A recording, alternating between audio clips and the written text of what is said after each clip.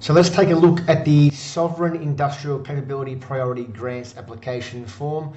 Here is one that I have put together, so I've extracted it from the online form. It just makes it easier to do things offline, yeah, you can edit and copy and paste and do whatever you need to do and have others review it. So highly recommend doing that. So 50% of an application, so we've got a few sections, and 50% is on the priorities. And so you've got 5,000 characters in which to do this, and I've pasted in some of the information that you need to focus on. And make sure you touch on this in your section and basically regurgitate what they have asked.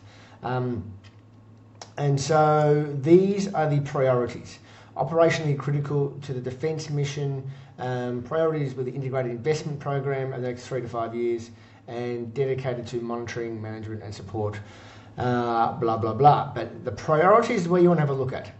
So you need to definitely tick one of these, not be approximately around it or something very similar to, but actually be within one of these. So Collins class submarines, I think you'd know if you're in that. You'd know if you're in the shipbuilding, land combat, and then you come down to sort of more the general areas that you may be applying for. So combat clothing, a lot of these lower down ones can translate from other industries into the military or defence.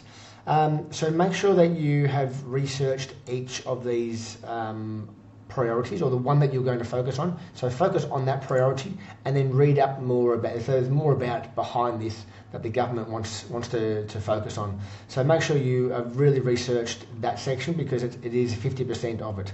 And there are further ways to structure that within each of that response.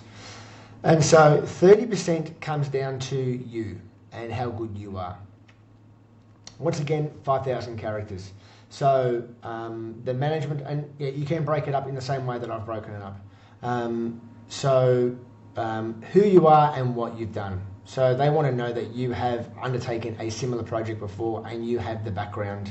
And they want to see about the key personnel and where have they come from. So one, it's a great company with great success, with great people. And then we go to the measurement. How are you going to measure the success of this project? And that can be financial, that can be jobs, that can be helping the government with their priority areas and any other measures that they have. So try to find some other measures that you can include in this application. And then you want to talk about the technology. What are you bringing to the table? And ideally, you've got some very strong IP and equipment. So leverage off that. Talk about your R&D that you've undertaken, and you may want to even refer to your R&D plans. Extract that if you've been for an R&D tax incentive or a commercialisation grant in the past. You can leverage off that information. You could desensitise some of it and then put that in the back. This has been your research program. These have been the outputs that have come forward. You may want to highlight some of the track record of your other projects and then indicate that in attachments for, here's your full, project, here's some photos, here's some tests that you've done, even link to videos. That's another good thing to have a look at as well. And then, so 20% that's left over is some minor things.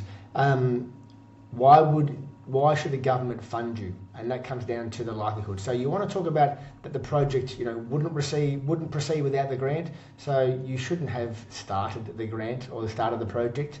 So this area you may want to focus on that. You may have to take part of the project, but not the full project. So the government won't get the full benefit, or it might take 5 or 10 years longer, and there are some other issues introduced. Why the government may want to fast track that.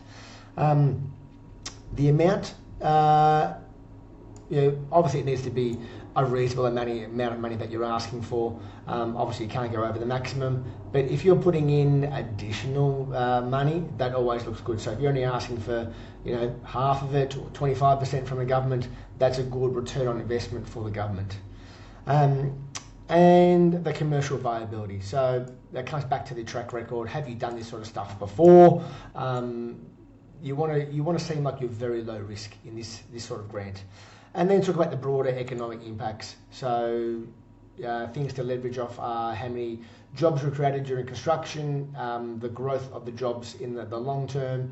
Talk about the revenue increase, over the 5 years, after the project has been completed, and the jobs, and then any other metrics that you can produce. That's going to benefit the government, how many units or widgets you're going to produce, and then talk about any export potential that could come from this project, and then any other leverage effects you may want to engage with the university or CRC to have an extended research program. So talk about sort of other economic impacts like that.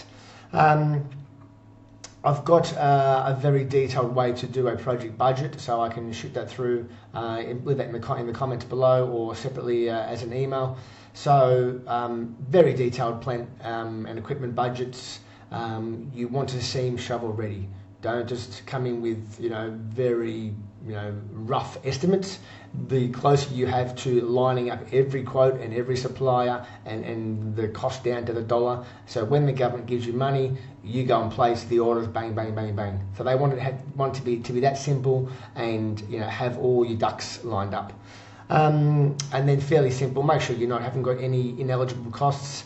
Some of the key ones that they don't like is any assets that are easily transportable or sold. So a key one that always comes up is people want to buy cars or forklifts or trucks. These can easily be sold to someone else, and you can recoup your money back. So they tend to not like financing those sort of activities. So anything that's hard and physical is a lot harder to sell. So that's what they like. So make sure you go through and identify each of those costs. And that's a good summary. So if you've got any questions, feel free to reach out.